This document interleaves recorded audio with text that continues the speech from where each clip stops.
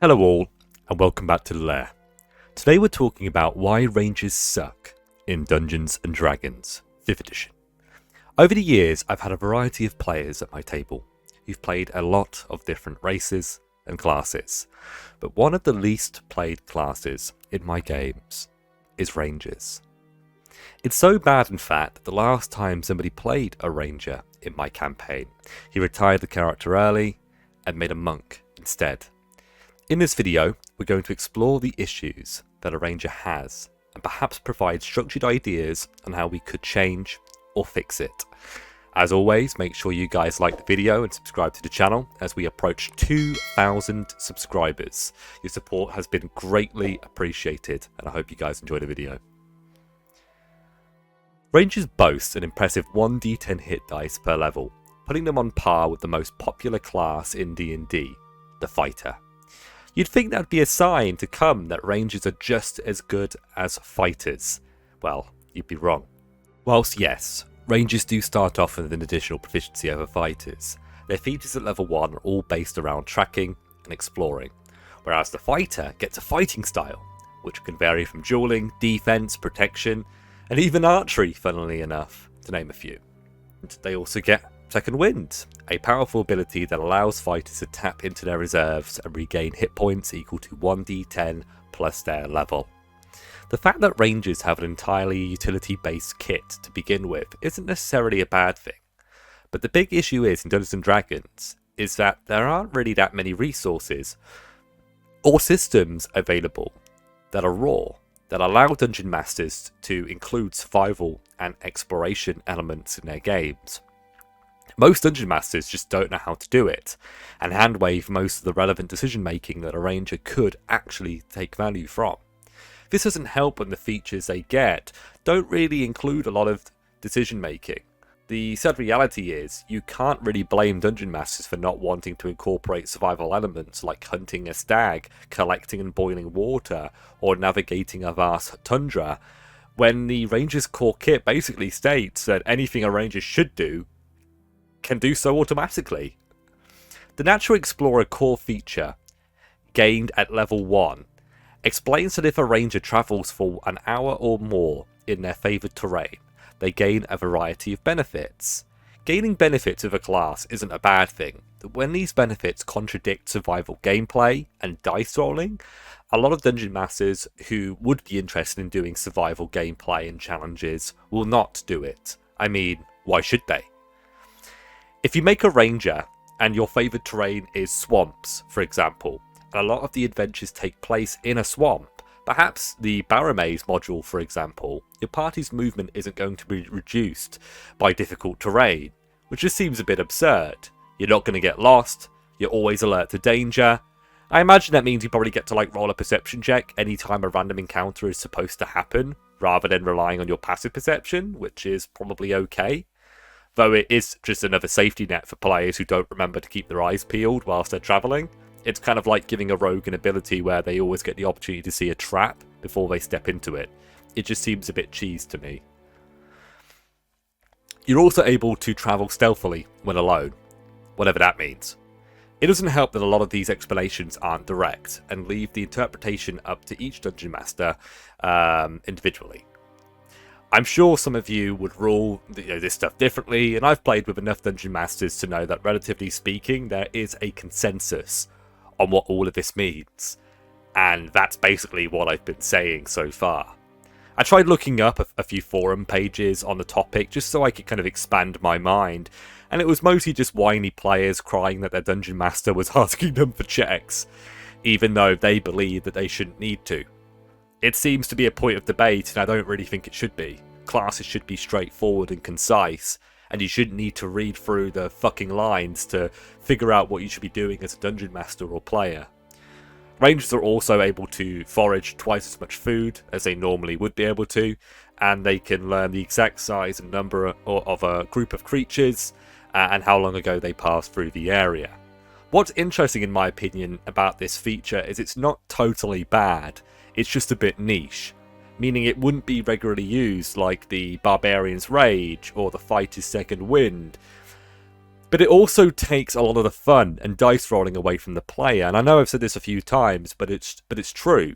Now you don't need to roll survival checks to navigate and avoid getting lost. Some players, think they don't need to roll stealth checks to remain hidden or survival checks to forage food. A lot of the issues with this class stems from its first ability. If a house has a bad foundation, it's not a good house. And I think the same can be said about rangers. It's actually funny because one of my subscribers actually said on the Discord recently that a ranger is basically a crappy fighter subclass mixed with the outlander background, except somehow less rewarding. It's just hilarious to consider how correct that really is. The other core level 1 feature is favoured enemy, which I actually like a lot more as it improves your character's chance to deal with certain types of enemies. It's great if the module you're playing has a lot of that monster type, but it doesn't actually come up too much in most games, and that means that the feature itself is just kind of like the last one, right? A bit niche.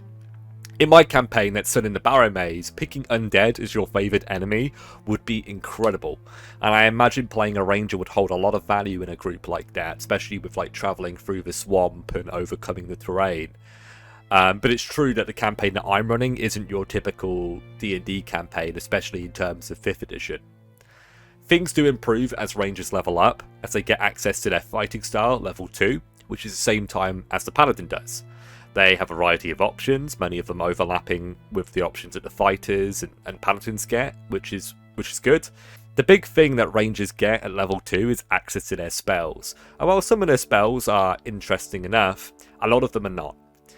There also isn't a great variety of spell options, and that in itself is quite bad, and the spells are, relatively speaking, utility in usefulness and effect, which isn't necessarily a bad thing, but I've always been confused why rangers actually have magic by raw, rather than giving them a magical subclass like fighters, rogues and monks. When I think of rangers, I don't think of a magical fucking archer, I think of Aragorn from Lord of the Rings. I think that Wizards of the Coast should give rangers a different feature at level 2. Something that puts them on par with Action Surge or Divine Smite, and give rangers access to spells at level 3 if they choose specific subclasses that gain access to magic. At level 3, rangers gain Primeval Awareness, which is basically a stronger version of Divine Sense that paladins get at first level. This ability just seems unfun to me, at least as a dungeon master, as it just lets the party know what types of creatures are in the area. It means that as a dungeon master, you've got to think about all the various kinds of monsters that could be within a 6-mile radius if the ranger is in their favoured terrain. And unless you want to get called out, you've got to look through your random encounter charts, your regional lore, and share all the types of monsters that are in the vicinity. I just don't like how there are so many abilities that rangers have to remove suspense and excitement. And sure, it requires a spell slot, but let's be honest guys, rangers' spell slots are relatively worthless, and most losers are just going to be casting Goodberry anyway. It's really truly the class of the lame. Putting that filthy feature aside, level 3 is when rangers gain access to their Conclave, which is their subclass. Wizards of the Coast has gone to great effort to include 8 different subclasses for the ranger over the years, the same number as barbarians. And these subclasses offer a variety of playstyles. Beastmasters seem weak, although the revised version is better. Conclaves like Fey Wanderer and Horizon Walker add even more utility. Gloomstalker is basically an Underdark Ranger rogue. Drake Warden is a revised Beastmaster with a Drake. I like the fact that it does grow larger and more powerful as you level up, but that's really it. I think Swarmkeeper is stupid, and I wouldn't allow it in my games. I think content from Tasha's Cauldron of everything in general isn't really allowed at my table without request. I think Hunter and Monster Slayer are probably the best and the most conventional conclaves in my opinion. Hunter gains a consistent ability which improves their attack power, and another ability at 7th level which improves their defense. They get a cool multi-attack feature at level 11, which allows players to gain either the ability to volley at any number of creatures within 10 feet of a point that they choose, or a whirlwind attack, which is very similar, but for, within 5 feet for melee. Monster Slayer gains more utility, but it's actually very useful utility, which I think makes sense for a ranger. It allows them to learn the strengths and weaknesses of the monsters that they fight, and whilst yes, it does simplify and take away some of the challenge from dealing with monsters, it's rare in my campaigns that a player would willingly try and learn about how to fight a monster before or during that encounter. Most players just wing it, or know that information already, right, from fighting against that monster in the past. But the Monster Slayer Conclave basically says, hey, you can actually learn about monsters, and all you got to do is use one action. I'd probably add an insight, investigation, or a nature check to the ability if somebody was to pick that Conclave. Just, you know, so it isn't like, I'm going to give you everything. It's more of a, like, I give players information based on how well they roll. At least then as Dungeon Master, I do retain some control over the narrative of how to explain what the character learns. And it also means that my player gets to roll some dice, and there is some incentive to roll high. So, you know, using inspiration, adding a bonus to your dice, etc.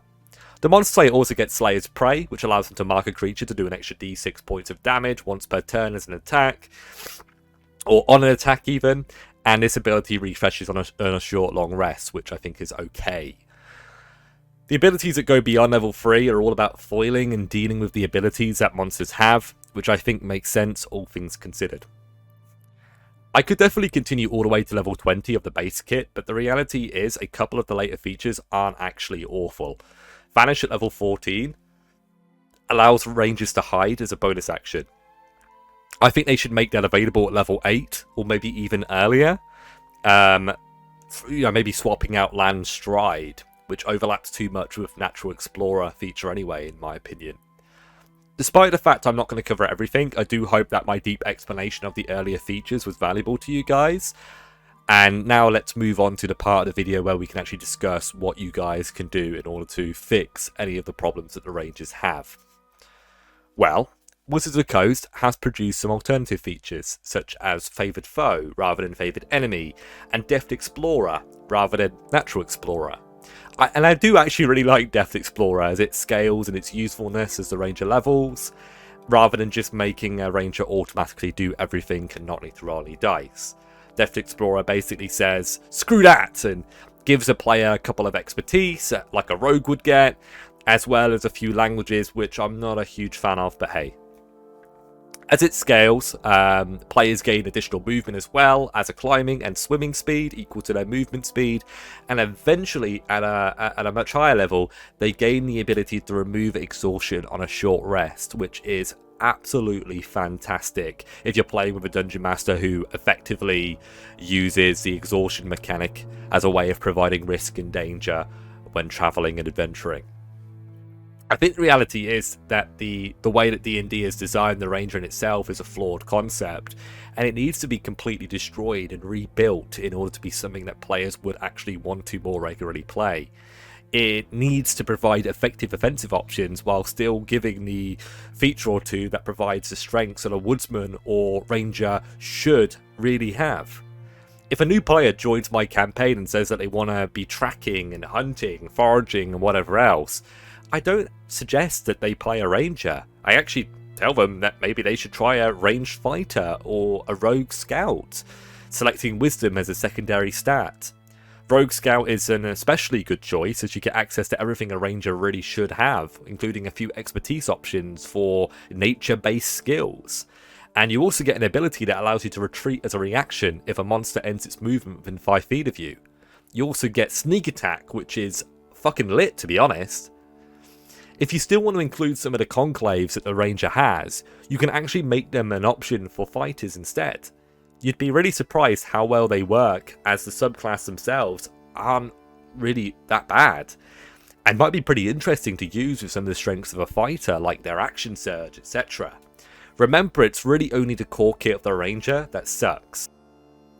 I've shared a lot of opinions today, and I'm sure you guys have your own, so feel free to share those thoughts in the comment section below. And if you don't have anything valuable to share, well, you can always leave a comment asking the YouTube gods to cast Bless on this video. I hope you guys enjoyed this discussion.